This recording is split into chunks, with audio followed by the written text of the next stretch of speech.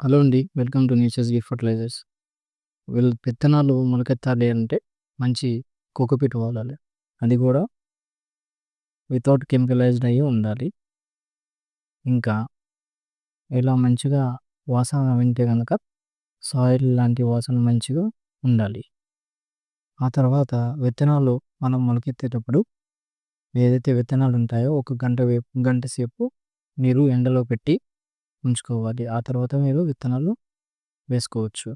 కోకోపీట్‌లో మంచిగా సీడ్స్ ఒకసారి వేసుకున్న తర్వాత ఈ ఈ ట్రేలో అంతా నేను సీడ్స్ వేశాను. వేసిన తర్వాత మళ్ళీ కోకోపీట్‌తో ఒక లేయరు కప్పేయాలి. అంతేనండి. డైలీ ఒకసారి లైట్‌గా స్ప్రేయర్‌తో వాటర్ స్ప్రింకిల్ చేసుకుంటూ సరిపోతుంది. 3-4 డేస్‌లో సీడ్ జర్మినేషన్ అవుతాయి. 4 డేస్ తర్వాత సీడ్ జర్మినేట్ అయింది చూడండి.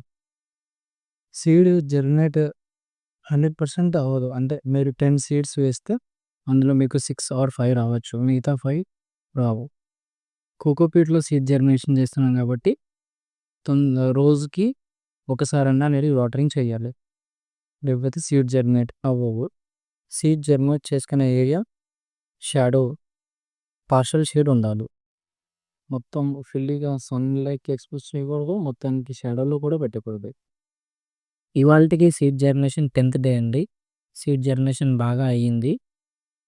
నా అంచనా ప్రకారం మినిమమ్ 60% అయింది. మిగతాది కొంచెం స్లోగా అవుతుంది. లేకపోతే అవ్వదు.